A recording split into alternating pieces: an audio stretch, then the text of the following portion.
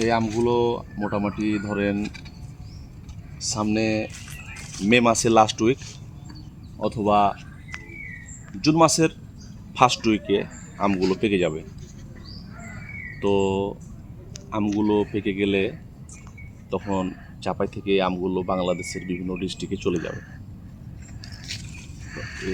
এই ছিল আজকের অবস্থা, আপনাদেরকে দেখানোর চেষ্টা করলাম। আমাদের দিকে দু একদিন আগে শিলাবৃষ্টি হয়েছে, যার কারণে অনেক যে শিলাবৃষ্টি সেগুলো আমের উপর হয়তো পড়েছে, আমে দাগ পড়েছে বা ফেটে গেছে। যেমন এই আমটা ফেটে গেছে, মানে এই আমটাতে একটা শিলাবৃষ্টি পড়েছে এখানে, পরে আমটা ফেটে গেছে। তো এই ছিল অবস্থা। আপনারা যারা অরিজিনাল আমের সুমিষ্টি স্বাদ পেতে চান তারা অবশ্যই এই চাঁপাইনবাবগঞ্জের আম খাবেন। এ হচ্ছে অবস্থা। তো আর কিছু নয়, এটাই আপনাদেরকে আজকে বলার ছিল। সবাই ভালো থাকবেন, সুস্থ থাকবেন, সবার জন্য অনেক বেশি শুভকামনা রইল। আসসালামু আলাইকুম।